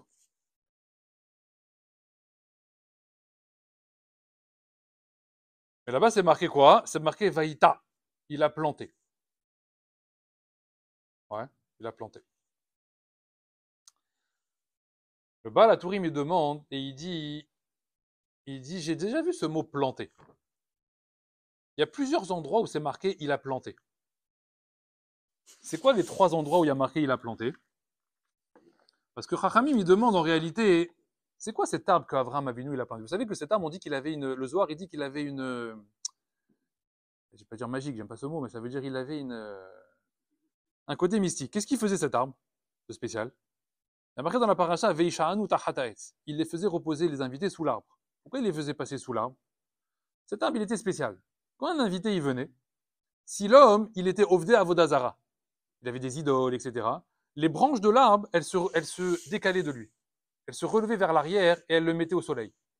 Si cet homme-là, il était sincère, il n'était pas ovdé à Vodazara, c'est marqué, les branches, elles venaient comme ça sur lui et elles lui faisaient de l'ombre. C'est un arbre un peu magique, un peu spirituel, un peu bizarre. Il demande le Baal HaTurim, mais d'où il sort cet arbre? Vaïta Eshel, il a planté un arbre, d'où il sort cet arbre? Alors c'est Baal HaTurim dans Parashat Noach. Parce que c'est marqué là-bas dans Parashat Noach, que Noach, quand il est sorti de l'arche, qu'est-ce qu'il a fait? Hein? Vaïta Kerem. Et il a planté une vigne. C'est le même mot. Vaïta Eshel, Vaïta Kerem. D'accord? Le Baal HaTurim dit, il y a un 3e endroit dans la Torah où on a le mot Vaïta. C'est lequel? Akadosh Baruch Hu, il a planté Vaïta Gan Be'eden. Il a planté un jardin en Éden. Le jardin d'Éden. Ok? Je vous lis le Baal HaTurim. Vaïta. Shlosha. Il y a 3 Vaïta. Vaïta Kerem. Vaïta Hashem Elokim Gan Be'eden. Vaïta Eshel. D'accord? Le Baal HaTurim, il ramène les 3. Et qu'est-ce que ça nous apprend que les 3, il y a le mot Vaïta? Darshur, Abotenu, il dit le Baal HaTurim, les Chachamim, ils ont fait une dracha. Mais Echan, Lakach, Anetia, où est-ce qu'ils ont pris Noach et Avraham, leur plantation? D'où venait leur plantation? Migan Eden. Noach, quand il a planté la vigne, c'était une vigne de quoi? Du Gan Eden. Avraham Avinu, quand il a planté son arbre, c'était un arbre qui venait d'où? Migan Eden. Pourquoi ils prennent des arbres du Gan Eden? Et de quel arbre il s'agit? Le Zohar, il va dire, c'était le Hat Etz Hadat. Etz Hadat, il a été récupéré par Adam Arishon, une branche, il l'a transmis, etc. Noach, il a planté la vigne avec, d'après ceux qui disent que c'est de la vigne. il va faire du vin, il va garder une branche, il va le transmettre, jusqu'à Avraham Avinu. Avraham Avinu va le replanter, et le replanter, il va donner Échelle. Pourquoi tu utilises cet arbre? C'est un arbre c'est un arbre de faute. C'est avec l'arbre que Adam Arishon avec lequel il a fauté. Pourquoi tu as pris ça?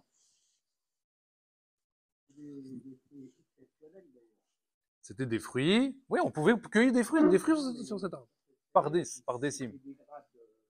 Ah, ça, je sais pas. C'était des gros fruits. Hazak, peut-être. Sûrement.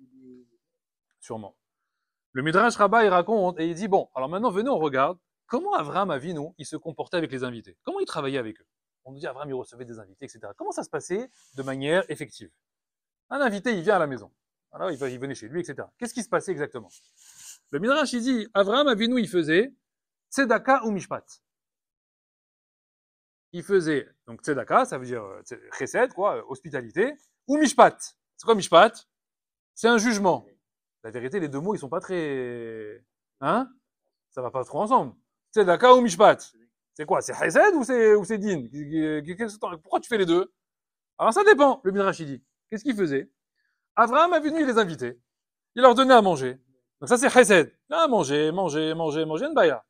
À la fin, Chachamim, ils disent, les invités, ils disent, bon, alors, comment on s'arrange? Oh, non, rien. Alors, il commençait à faire des louanges à Avraham Avinu. Ah, Avraham, tu es quelqu'un de... Non. Ne me remerciez pas, moi. Ah bon? Alors, remercie qui on remercie alors? Remerciez celui qui nous a apporté à manger. Ah bon? Et c'est qui? Il leur disait, El Olam. C'est le créateur du monde. Alors, c'est marqué là-bas, hein, qu'il y en a qui refusaient. Pourquoi ils refusaient? Parce qu'ils sont d'Avoudazara. Comment ça, le créateur du monde? Ça va pas bien, non? Moi, j'ai Bouddha là-bas, là. J'ai ma statue là-bas qui est le créateur du monde. C'est pas ton Dieu, le créateur du monde. Ah, ils refusaient. Ah, vraiment, il dit, tu refuses? Bah, tu as le droit. Tu as le droit de refuser, pas de problème. Qu'est-ce qui sortait? Il sortait la note. Il sortait la note.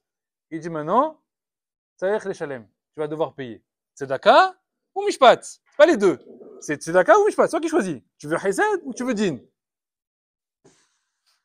Regardez ce qu'il dit la Gemara sur ça. Gemara Sota daf Yud, Amoud, Bet. Gemara Sota. Sur la tranche là-bas dans la Gemara Sota, vous allez avoir un Tosfot qui s'appelle le Tosfot Tzanz, de la ville de Tzanz. Il demande là-bas Tosfot. Il dit Yesh ba midrash shelo ratzu levarech. Le midrash il nous dit que certains, ils voulaient pas faire la bracha qu'Avram il demandait. Ma putain, je fais une bracha pour ton Dieu, même pas en rêve. Lo ratu levarech birtzonam, de leur propre volonté, ils voulaient pas. Ad she'amar lahem Avraham Avinu, jusqu'à ce qu'Avraham Avinu leur disait par où ma sha'achaltem veshatitem, payez-moi ce que vous avez mangé et ce que vous avez bu. Ve'aya omer lahem, et il leur disait she'u ole les minyan gadol. Eh, tu sais, ça m'a coûté très très cher. Hein.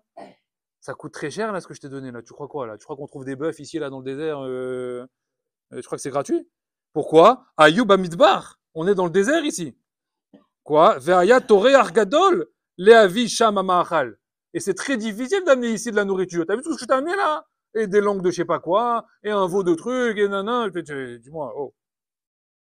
Et la boisson, et le vin. Que chez Raoukar, quand les invités, ils voyaient ça, ils voyaient la note qu'Avram il leur demandait. Ayar, Avram, je sais pas où, qui voyait qu'Avram voulait qu'il soit payé. Az baruchu akadosh baruchu. Alors, il faisait la bracha qu'Avram a venu leur demander. Le Tosfot, il rajoute lo birtzonam. Mais, contre leur volonté. C'est comme ça qu'il travaillait Avraham Avinu. C'est une manière honnête de travailler? C'est honnête ce qu'il fait Avraham? Hein, c'est border quand même. On te dit Avraham, mais quoi, c'est limite une arnaque. Oh non, ben mange, t'inquiète, on verra après, on s'arrangera après. Après tu vois le truc, tu dis, mais justement, il fallait me faire un devis. Ouais. On s'arrangera après, il faut jamais y croire. Ça, c'est d'abord tu me fais un devis, après on discute. Mais on s'arrangera, c'est toujours une arnaque. Donc Avraham, c'est ce qu'il faisait. Non, t'inquiète, c'est rien. Et à la fin, tu veux pas? Alors tu payes. Ah, tu veux pas payer? Alors fais une bracha. Il y a 10 mots à dire, c'est compliqué. Rachamim me demande, ils disent à quoi ça sert qu'Avraham Avinu, il leur faisait faire ça de force. Est-ce que nous, on gagne si maintenant je prends quelqu'un, je lui mets un couteau sous la gorge et je lui dis tu vas manger cachère, oui? Tu manges cachère ou je te coupe la tête? Ok, je mange cachère. Voilà, quoi la cavote, Razak ou Baro. Et qu'est-ce que t'as gagné? Qu'est-ce que t'as gagné? Hein? Ken, mais Aval, il veut pas. L'Obertonam. Alors il y a deux petites réponses, je vous les donne, qui ne sont pas les réponses que je vais développer. Il y a deux petites réponses. Rachamim, ils disent, on peut comprendre ça de quoi? L'olishma, balishma. Enfin, mais peut-être il avait une svara de se dire, quoi? Bon, aujourd'hui ils font contre leur gré, aujourd'hui ils veulent pas, mais ça va finir par qu'à bout d'un moment, ils finiront par faire ça de manière honnête, de manière sincère, etc. L'olishma, balishma. Vous connaissez le principe. Deuxième réponse que Rachamim donne, c'est que la nourriture d'Abraham Avinu, elle était tellement kadosh, qu'Abraham Avinu, il savait qu'en leur faisant manger cette nourriture-là, bidjouk, ça allait avoir une HPA positive chez eux, et que cette influence-là va finir par donner des fruits derrière. Voilà, deux petites réponses mignonnes. Comme un médicament. Comme un médicament. Comme il disait Rav Pinkus. Rav Pinkus, il faisait des grandes conférences en Eretz Israël sur le moussard, etc., des hommes-femmes, etc. C'est-à-dire plein des conférences comme ça, pour des gens un peu chiloni, un peu éloignés, qui venaient comme ça pendant des week-ends, pendant des semaines, etc., écouter des shiurim, tout ça. Et il y avait beaucoup de réussite pour ces conférences-là en Israël. Et un jour, on lui a demandé, il lui a dit, comment c'est possible qu'il y ait autant de... Voilà, c'est incroyable, quoi. Il y a des gens qui viennent de nulle part, qui ont complètement perché, etc. Et on voit que ça fait un vrai changement chez eux, et qu'après, ils font des mitzvot, ils veulent se rapprocher, etc. Qu'est-ce qui se passe pendant ces séminaires? Quoi, les cours, ils sont si exceptionnels que ça? Alors, du coup, s'il a répondu, il a dit la vérité, je vais vous dire la vérité. Les cours que je fais dans ces séminaires, ils sont nuls. Ils sont nuls. Je fais des cours bateaux, je dis rien de spécial. Alors, comment c'est possible qu'ils sortent de là-bas, comme ça? Il dit parce que pendant 3 jours, ils ne mangent que de la nourriture cachère, les mahadrines. C'est tout. Ça, ils n'ont pas l'habitude de le manger pendant toute leur vie. Pendant 3 jours, ils vont manger de la viande bien shritée, de la nourriture bien bdiquée, pas de tolaïm, les chamours, etc. Et un repas, 2 repas, 3 repas, 10 repas pendant 3-4 jours comme ça, etc. Au bout de ces 3-4 jours, ça a fait une influence positive chez eux. Maintenant, quand on va venir à leur oreille en leur disant, tu sais, Hachem, il attend que tu fasses un peu plus de mitzvot, tac, ça percute. Pourquoi ça percute? Parce que Rachamim dit que la nourriture qu'on mange, atoum, elle ferme le cœur de l'homme. Elle bloque le cœur de l'homme. La nourriture, c'est ce qui permet d'ouvrir ou de fermer. Si tu manges bien, tu manges pas sainement. Ça veut dire pas, moi, je parle pas de glucides, de sucre et machin, etc. Ça c'est bien, c'est médical. Mais je parle de nourriture véritablement cachère, du lait chamour, Bichlal. Il en a parlé un petit peu hier. Les chamours, c'est important. Quelle shrita a été faite sur la viande que je mange. Ça va amener de savoir si j'écoute après ce qu'on me dit ou si j'écoute pas. Donc, Rachamim me disent, peut-être c'est ça qu'Avraham Avinu il se disait, voilà, je t'en fais manger de la nourriture bien comme il faut, alors ça va avoir une influence positive. Et il y a un sefer qui s'appelle le sefer Oz Le'amo, il va dire non, ça n'a rien à voir. Avraham Avinu, en réalité, il avait une cartouche. Et il voulait arriver à ce but-là. S'il arrivait à ce but-là, il savait qu'en faisant ça, c'est ça qui allait tout arranger. Il y a une question qui se pose dans la halakha. Quand on a un goy qui a utilisé un objet en pierre, en métal, peu importe, et qu'il en a fait un objet de Avodah Zara, il en a fait un vrai objet de Avodah Zara. Est-ce que j'ai le droit, moi, d'utiliser cet objet?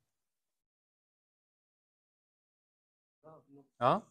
Normalement, il y a un issur dans la Torah qui est qu'on n'a pas le droit de tirer profit d'un objet qui a servi pour la Avodah Zara. Alors la elle demande, elle dit, de quelle manière j'aurai le droit de l'utiliser? 2 façons. Première possibilité, je casse cet objet. Je le brise en 1000 morceaux et je le refabrique autre chose avec, peu importe, un verre, un pot, peu importe ce que j'ai le droit de faire derrière. D'accord? En le cassant. Deuxième possibilité, la halakha dit, si tu échanges cet élément-là contre de l'argent. Pourquoi? Parce que normalement, un objet de Avodah Zara, si c'est un dieu, ça n'a pas de valeur.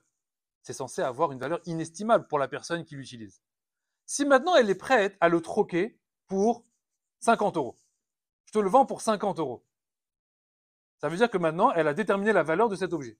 En déterminant la valeur de cet objet, la halakha, elle dit, batel Avodah Zara. Elle a annulé l'Avodah Zara sur cet objet. Parce qu'elle lui a donné une valeur. Elle lui a donné une valeur surtout déterminée, fixe. Donc Avraham Avinu, il s'est dit, c'est très simple en réalité. Si j'arrive à transvaser la Avodah Zara de mes invités en annulant cet avodazara, bah ça fait, j'ai gagné. Comment il va faire? Donc Abraham, il leur disait comme ça.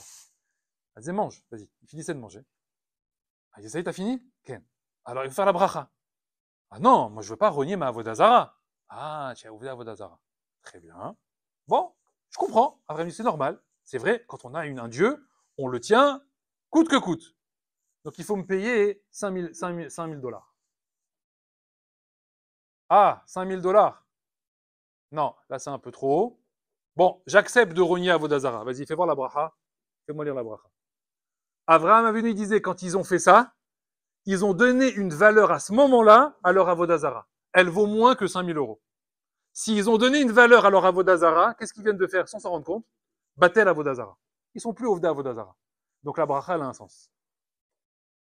Hamim, ils disent, c'est quoi la bracha? Pourquoi Abraham Avinu, il faisait faire la bracha aux gens? Pourquoi il était si makpid avec ça? La bracha, c'est la source de la yirat shamayim d'un homme. C'est le point de départ de la yirat shamayim. D'où Abraham Avinu, il l'a appris? Quand Kadosh Baruch Hu, il l'a appelé dans l'Erklecha, il lui a dit, va là-bas en Eretz Israël. Qu'est-ce que tu seras, Abraham Avinu? Qu'est-ce que tu seras? Veheye beracha. Et tu seras une beracha. Ça veut dire quoi, tu seras une beracha? Tu seras celui qui va diffuser la bracha. Abraham Avinu, il a compris ce jour-là que la manière en réalité de diffuser le nom d'Hachem, c'est quoi Hachem? Il faisait des hommes, il faisait des fazaret, il faisait des femmes, etc. Qu'est-ce qu'il faisait en réalité? Il leur apprenait les brachot. Il leur apprenait à bénir et à remercier Akadosh Baruch Hu pour ce qu'ils avaient. La nourriture, un toit, des enfants, une maison, une parnassa, une santé, peu importe. Faire des brachot à Akadosh Baruch Hu sans arrêt. C'est prendre conscience en réalité de tout ce qu'il nous donne. Ça, c'est quoi ça? Batel avodazara. Tu annules avodazara et tu te lis avec Akadosh Baruch Hu. Où est-ce qu'Abraham Avinu s'est posé la première fois, on nous dit, il s'est posé à Eloné Mamré. Où est-ce que ça se trouvait Eloné Mamré, dit Rashi? Chevron, dans la vallée de Chevron. Basé Chevron, Hamis de Chibour. Chibour, ça veut dire une union, ça veut dire une réunion. Où est-ce qu'on se lie? Comment on se lie au quotidien avec Akadosh Baruch Hu? On nous dit, il faut toujours marcher avec Hachem, toujours être avec lui. Où tu es avec lui? Il te prend par la main? Il est là à côté de toi? Non, il n'est pas là. Alors où est-ce qu'il est Akadosh Baruch Hu toute la journée? Il est dans toutes les brachot que tu fais au quotidien. Hachem, c'est une bracha. Il est à l'intérieur de la bracha. Ta yirat shamayim, elle dépend en réalité de la manière dont tu feras la bracha. Si quelqu'un maintenant, il veut se demander, ah, et pourquoi j'ai des sfekot dans la vie? Ah, et pourquoi j'ai des problèmes de Emouna? Ah, et pourquoi ça, j'arrive pas? Ah, et pourquoi ça, je comprends pas? Et ça, c'est quoi ça? C'est les svarot qui travaillent. Les svarot qui travaillent, elles te diminuent ta yirat shamayim. Comment tu veux équilibrer, diminuer tes svarot et augmenter ta yirat shamayim? Regarde la manière dont tu fais les brachot. Maintenant, vous savez que dans la halacha, il y a un certain nombre de brachot qu'on doit faire tous les jours. Un certain nombre de brachot. Combien on doit en faire? On doit faire 100 brachot. Mea brachot bechol yom. On doit prononcer 100 brachot tous les jours. D'où on l'a appris ça? Qui nous l'a institué? C'est qui? C'est David Ameler. Hein? Voilà. David Ameler, il a dit, d'abord, qu'est-ce qui s'est passé là-bas? Il y a eu une épidémie, il y a eu beaucoup de morts, etc. Et il y avait là-bas, il a remarqué, David Ameler, 100 morts par jour. Et c'est pas normal ça, 100 morts par jour. Qu'est-ce qu'il a dit David Ameler? Takana. On doit instituer à partir d'aujourd'hui de s'habituer à faire 100 brachot minimum tous les jours.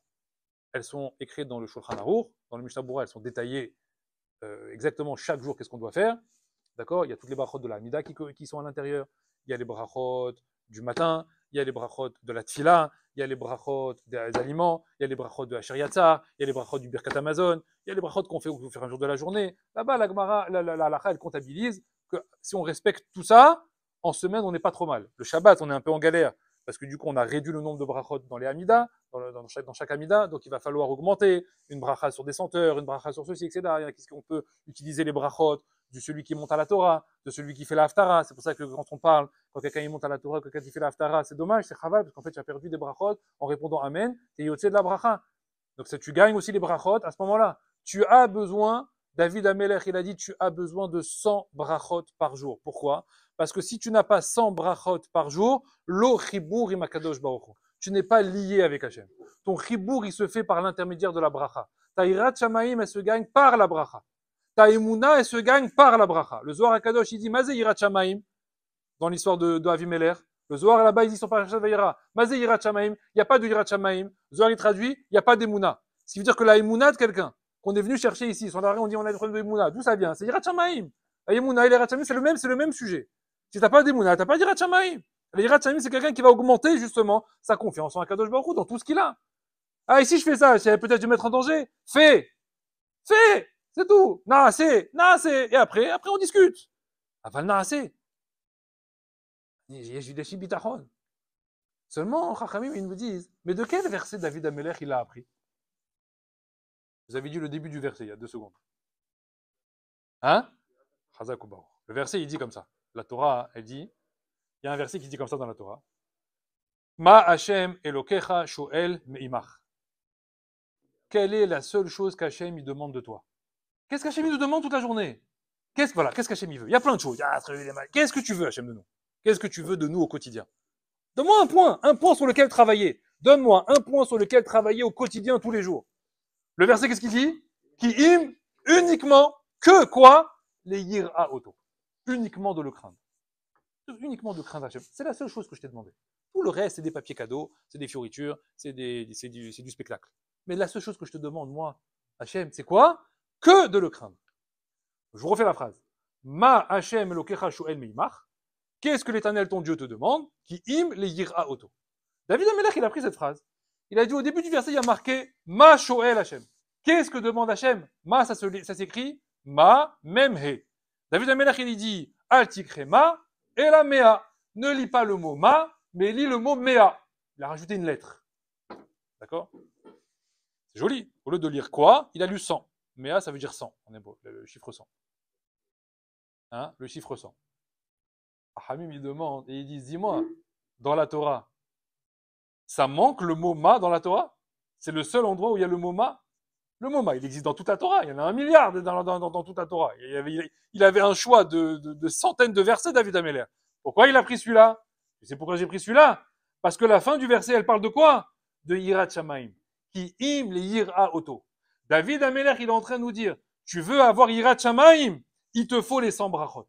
Les 100 brachot, c'est ça qui va t'amener à Yirat Shamaim. Et je vais utiliser ce verset d'Afka parce qu'il y avait la notion de Yirat Shamaim à l'intérieur.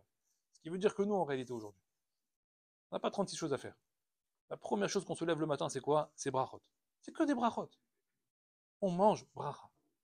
Aux toilettes, on sort, bracha. Tout ce que tu fais, il y a des brachot au quotidien, partout, tout le temps. Hachamim pourrait se demander à un moment donné, ouais, sans arrêt, des brachot, parce qu'Hachem dit, je veux tellement être avec toi, que je t'ai mis des brachot partout. Hachamim, ils ont dit, Hachem, lui, il a pas voulu nous prendre la tête. Il a dit quoi? Après manger, tu fais une bracha. C'est bien. Avant d'étudier la Torah, Birkat Torah. C'est tout, ce que je t'ai demandé. Ils sont venus, Hachamim, ils ont dit, c'est tellement beau, ce lien avec Hachem. Non, on va mettre une bracha quand on mange, quand on boit de l'eau, quand on prend un café, quand on fait ceci, quand on va là, etc. Et ils ont mis bracha, sans arrêt. Pour te dire quoi? Mais c'est ça ton chibour avec Hachem. Tous les problèmes qu'on a, les spécotes qu'on a, les problèmes de Yirat Shamaim qu'on a, ils viennent de là. On s'assoit à table. On est là pour manger. Ouais. Et qu'est-ce qu'on fait? Oh, c'est une bracha, ça? C'est une bracha, ça? C'est honteux, Birklal. C'est un bisayon. Ça, il faut l'apprendre aux enfants, ça. Il faut les apprendre tout petits. Fais bien les mots. Baruch, Ata, Hachem, Elokeinu, Melech Haolam. Ça prend 5-6 secondes, c'est vrai. Ça prend pas une demi-seconde. Mechila, excuse-moi, ça prend 5 fois plus de temps que ce que tu fais. Mais c'est que 5 secondes. Ça va pas tuer ton calendrier, non? 5 secondes. T'as très faim, je peux comprendre. Il est tard, tout ce que tu veux. Tu peux me donner tous les zvarot du monde. Ouais. Aval, moi, ce que je te demande là maintenant, c'est quoi? Fais-moi une belle bracha. Fais-moi un beau Birkat Amazon. Tu as bien mangé. T'es content? Ouais. Comment tu fais ton Birkat Amazon? La vérité, ça me fait de la peine. Oh! Tu peux pas mettre un frein à main? Prends un livre. Prends un feuillet. Concentre-toi. Hazan, Taolam, Kulo Betuvo, Behen Bechesed. Traduis ce que tu es en train de dire. C'est une bracha. C'est au Da'at Hashem. Le inyan de ton repas, il est que là. Le inyan de ton repas, c'est que ça. Tout ce que tu fais au quotidien, le inyan, il est dans la bracha. C'est ça qu'Hachem il écoute. Le Ben Ishra, il dit comme ça dans les halachot de Netilat Yadayim. Il dit à un homme qui fait Netilat Yadayim. Hein? Ouais, c'est goula, mais je parle au niveau halacha. Netilat Yadayim. Il y a des gens, des fois, ils font des Netilat Yadayim, même la mitzvah, ils mettent de l'eau comme ça, ils vont pas jusqu'à Daperek, ils font pas toute la main, ça, c'est comme ça. Ben Ishraï, il dit comme ça, il dit déjà, ils ont pas fait Netilat Yadayim. Déjà, il n'y a pas Netilat Yadayim, c'est pas Netilat Yadayim, ça. C'est comme ça.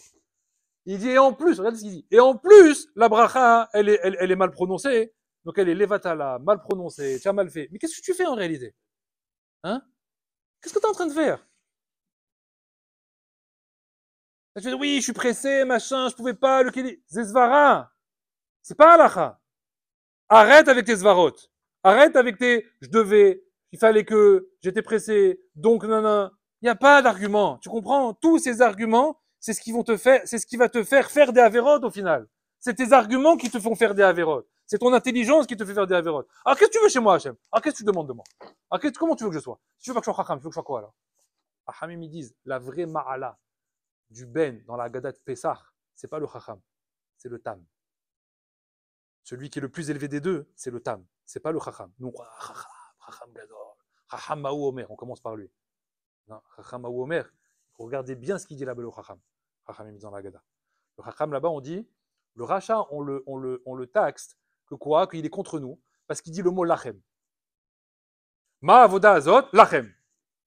Il se met pas dedans. Il s'exclut en disant hey, qu'est-ce que vous êtes en train de faire? C'est Zarma, lui, il n'est pas dedans, et vous êtes des tokas en train de faire des mitzvot, etc. C'est n'importe quoi. Alors on dit ah, lui, c'est un rachat. Lui, il s'est mis à l'extérieur. Vous allez reprendre la Gada en rentrant à la maison, et vous allez voir que le Chacham, il dit itechem. C'est la même chose. Alors, la phrase, elle est plus jolie. Là-bas, il parle de mitzvot, etc., et trucs, et pour qu'il y ait des chouki, mais machin, tatati, et tatata. Mais il dit à la fin itechem. Il dit aussi vous. Alors, qu'est-ce que t'as gagné alors? Itechem et lachem. Le seul qui demande kepshuto, c'est quoi? C'est le tam. Le tam, il vient, il dit mazot. Mazot. Qu'est-ce qu'on lui dit? Bah, Hachem nous a sortis d'Égypte. Ok, ça me suffit. On lui a fait un sipour. Parce que tatati et tatata, il y a eu des plaies, machin. Hachem, il nous a sortis d'Égypte. C'est bon? C'est bon, ça me suffit. C'est quoi ça? Ça y est. L'osvara. Et pourquoi, et comment, et parce que j'ai pas besoin. Mazot, Hachem yotitam meres Misraïm. Quelle est la plus grande mahala? Le tam. Pas le chacham. C'est pour ça qu'on va nous dire, chachamim, ils disent que la plus grande qualité qu'Hachem il a trouvée, chez Noach, c'est quoi? Sadik, tamim. Avraham Avinu, marche devant moi et soit, comme ici il lui a dit, tamim. Le même mot. Yaakov Avinu, quand on va nous faire l'éloge de Yaakov Avinu dans 2-3 parachiotes, qu'est-ce qu'on va nous dire là-bas? Yaakov, Ish, Tam, Yoshev, Oalim. C'est l'Archouma. Dis-moi, Ish Chacham. Non, Ish Chacham, ça va pas. Ish Chacham, c'est quelqu'un qui, avec sa chokhma, il va se faire avoir. Par contre, quelqu'un qui est tam, mais c'est tam, je fais les mitzvot. Comme tu m'as demandé, je ne pose pas de questions. J'avance. Ce qui a marqué, je fais. Et tu dis pas après, peut-être je vais tomber malade, peut-être je vais perdre de l'argent. Non, je ne me pose pas ces questions-là. C'est marqué, je fais. Racham me dit, ça c'est un vrai Talmid Racham. Qu'on appelle un vrai Talmid Racham. C'est quelqu'un qui fait les choses de manière tamim, avec la tmimout. Comment on l'appelle la Torah? Pourquoi tu l'appelles comme ça? Hein? Torah, elle-même, la Torah, on l'appelle Tmima. Pourquoi? Parce qu'elle est là justement pour nous rendre Tamim. Nous, elle croit que la Torah, elle est là pour nous rendre très intelligents. Si tu crois devenir très intelligent avec la Torah, va à l'université, va faire de la physique et des mathématiques, là-bas, tu seras très intelligent. Ça te suffira. La Torah, elle n'est pas faite pour te rendre intelligent. Celui qui l'a compris, vous savez, c'est qui? C'est Shlomo HaMelech. Le plus chacham Mikol Adam. On dit, quel est le plus grand chacham de tous les temps? Hein? Chacham Gadol Mikol Olam, c'est qui? Shlomo HaMelech. Il n'y a plus chacham que lui. Il a terminé sa vie en disant Hi rechoka mimeni. La Torah entière, elle est restée loin de moi. Ça veut dire quoi? Ça veut dire en réalité, elle ne m'a pas rendu plus chacham que je croyais. Et moi, je croyais. Chokhma. Non, elle était rechoka mimeni. Elle est restée loin de moi. Loin de moi. C'est quoi? Je ne peux pas croire que je peux devenir chacham avec la Torah. C'est pas vrai. La Torah, elle est là pour que tu exécutes exactement ce qu'elle te demande. Et que tu baisses la tête. C'est ça, Yirat Shamayim. Qui im le yira auto. Hachem ne demande qu'une chose, que tu aies peur de lui. Que tu Yirat Shamayim. Hachamim me dit, c'est comme ça que tu gagneras Ha'avat Hachem. La Ha'ava ne peut venir que de là. Elle ne se construit qu'avec une base de Yira. Après, tu arriveras à un niveau de Ha'avat Hachem où tu seras prêt à tout lui donner. C'est ce qui a marqué dans la Shema Israël. Ve'ahavta et Hachem Elokecha, bechol levavcha, bechol nafshecha, bechol meodecha. Je suis prêt à tout donner, Beha'ava. J'ai plus de limite. J'ai plus de limite pour toi. Tout mon argent, mes moyens, je peux plus rien troquer contre toi. Ça, Hachamim me disent, ça c'est Avodat Hashem. Pas comme Avodat Zara, où tu es prêt à échanger où tu fais des calculs entre ta Avodazara et le gain d'argent. Est-ce que ça m'apporte? Est-ce que ça me fait gagner? Ou est-ce que ça me fait perdre? Alors là, j'abandonne. Vous savez ce qu'il a fait Lavan? Très fort, très très fort. Eliezer, la semaine prochaine, il va arriver chez Lavan pour prendre Rivka pour marier Yitzhak. C'est marqué que les animaux de Eliezer, ils se sont arrêtés à l'entrée, ils ne voulaient pas rentrer dans le périmètre de chez Lavan. Pourquoi? Le Mizrachi dit. Parce que chez Lavan, il y avait plein d'idoles, plein de statues, machin, etc. Alors les animaux, ils reculaient comme ça. Eliezer, il a compris. Et Lavan, il voit que Eliezer, il ne rentre pas. Maintenant, Lavan, il a compris que Eliezer, il venait avec de l'argent. Il venait avec une bourse pour prendre Rivka, etc. Il se dit, je vais banquer ici, c'est magnifique. Le Midrash, il dit, qu'est-ce qu'il a fait Lavan? Il a pris toutes les idoles, il les a sorties à l'extérieur de la maison. Il les a jetées à l'extérieur. Voilà, il n'y a plus. C'est bon? Il a débarrassé la maison. Pina et Kol Habayit, c'est marqué. Pina, Kol Habayit. Il a tout enlevé. Et après, c'est marqué, Eliezer, il est rentré. Le Midrash, il demande. Il dit, mais Eliezer, je t'en prie. Il a jeté les Avodazara. Mais il est toujours revenu à Avodazara, Lavan. Comment ça se fait que tu rentres quand même là-bas? Non, il n'est plus au Avodazara. Pourquoi? Il vient de me montrer que pour l'argent que je lui amène, il est prêt à prendre les idoles et les jeter par terre. C'est-à-dire qu'elles valent moins que tout cet argent que je lui donne. C'est Batel Avodazara. Donc on a dit, il n'y a pas d'Avodazara ici. On a dit jusqu'à quel point ils sont prêts à aller, les goïms, soi-disant Avodazara, etc. Jamais ils donnent rien pour l'Avodazara. Rien. Rien, ils donnent. Même pas 1000 euros, ils donnent. Ils ont toujours une limite. Avraham Avinu, il s'est jeté au feu pour Akadosh Baruch. Yitzhak Avinu, il a donné son cou pour Akadosh Baruch. Ça, c'est Avodat Hashem. Ça, c'est la Avodat du Ram Israël. Jusqu'à quel point je suis prêt à aller? Hashem me demande, il me lira auto. Jusqu'où tu mets ton curseur? Mais si des fois pour 10 euros on n'est pas prêt à faire une mitzvah, alors Hashem me dit, ton curseur il est très bas. Il va falloir la pousser un petit peu. Il ne faut jamais regretter de dépenser de l'argent pour une mitzvah. Il y a des gens, ils sont là, ouais, je dépense, mais après, quand même, le hétrog, je l'ai payé 100 euros quand même. Hein. C'est un peu élevé. Hein. C'est quoi ça? Mais il n'y a pas de prix pour un hétrog, tu comprends? Il n'y a pas de prix pour un hétrog, il n'y a pas de prix pour une mitzvah, il n'y a pas de prix pour un dvar Torah, il n'y a pas de prix. Il n'y a pas de prix, il n'y a pas. Il y avait un rave comme ça, il était en chavruta avec un ami, ils étudiaient, et ils étaient sur une souga pendant des jours. Ils ne trouvaient pas une pshara, quelque chose de net dans l'explication du texte. Et un jour, ils étudiaient comme ça, et le rave, il voit que son ami, il lui donne une porte de sortie, il dit, voilà, j'ai réfléchi, je pense qu'on peut faire comme ça. Et là, la lumière s'est allumée, il a dit, mais c'est extraordinaire ce que tu viens de dire. Magnifique, ça arrange toute la souga. Il était tellement choqué, heureux. Il dit, tu me permets, je reviens. Il part chez lui. Il prend une petite bourse d'argent qu'il avait. Ils avaient des économies. Il arrive là-bas, il lui dit, tiens, je te donne. C'est pour toi. Et tu regardes, il dit, pourquoi tu me donnes ça? Il dit, il faut que j'accomplisse le verset. Tovli Torah Pira, mi alfeza avva hesef. Elle est mieux, une parole de Torah, que tous les milliers dinars d'or et d'argent, dit David Ameller. Une parole, un mot de Torah, il vaut des milliards de pièces d'or et d'argent. C'était mes économies. Tu viens de me donner une zvara, ça fait une gadloute ce que tu viens de me dire. Je t'ai bloqué. Extraordinaire ce que tu viens de me dire. Ça va me permettre de comprendre toute la souga. Il faut que j'accomplisse ce verset. Jusqu'où on est prêt à aller? Combien de temps on est prêt à perdre pour une mitzvah? Combien d'argent on est prêt à donner? Combien d'efforts on est prêt à fournir? Je ne sais pas. Chacun, il aura son critère.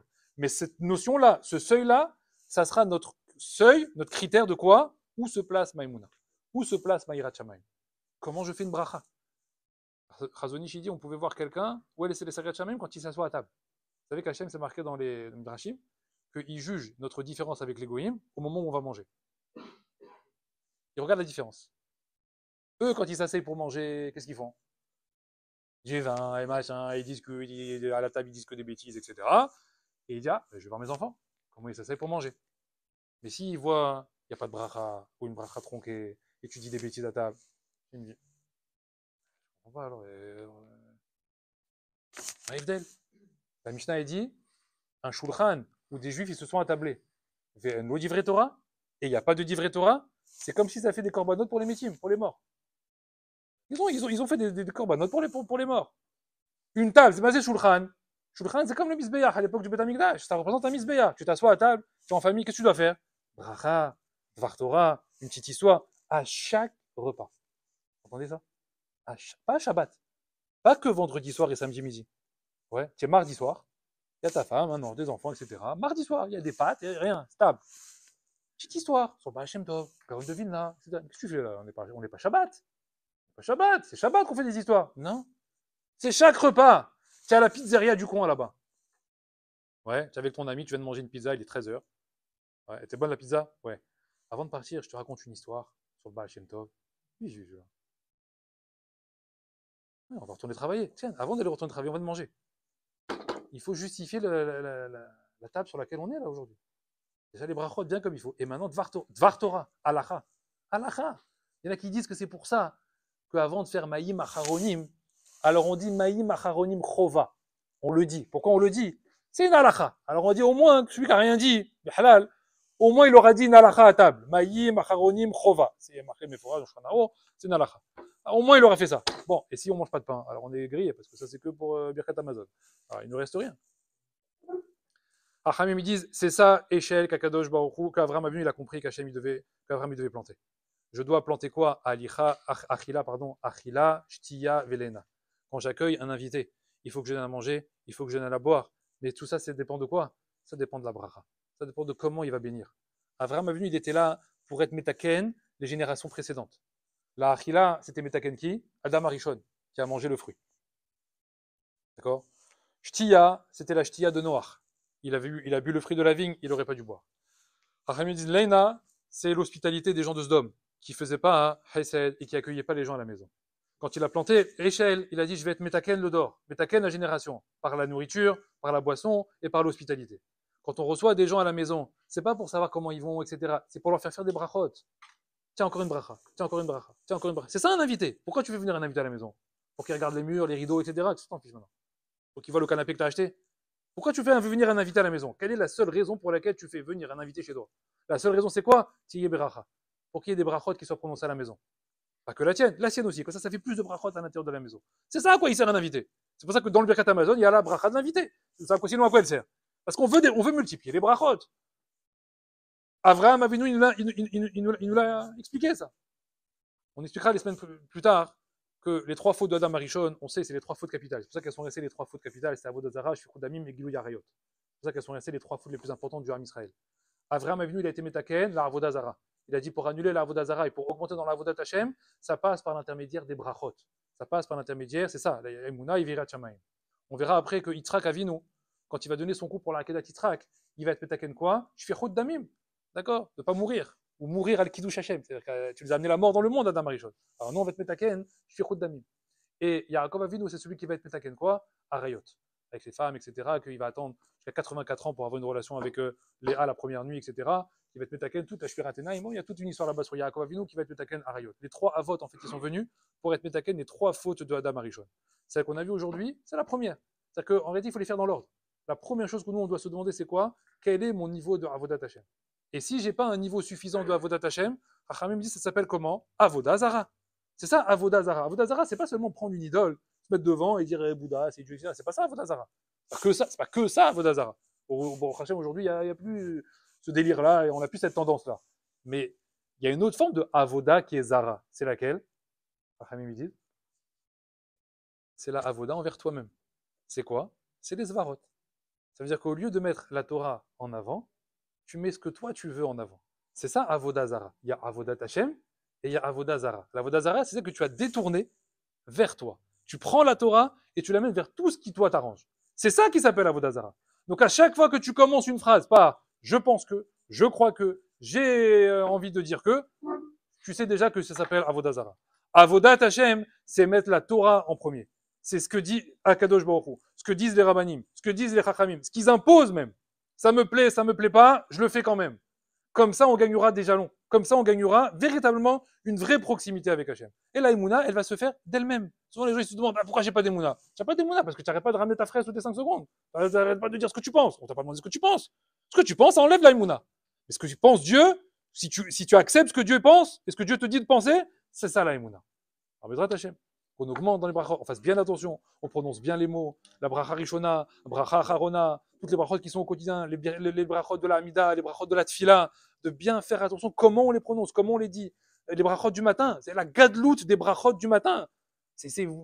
Regardez des sfarim, prenez des sfarim, regardez toutes les sodotes qu'il y a dans ces brachot du matin. Ces 12 brachot qu'il y a, plus les brachot de la Torah, plus comment ça s'appelle, les 3 brachot de la Torah, etc. Il y a des choses énormes à faire le matin. Dès le départ, déjà.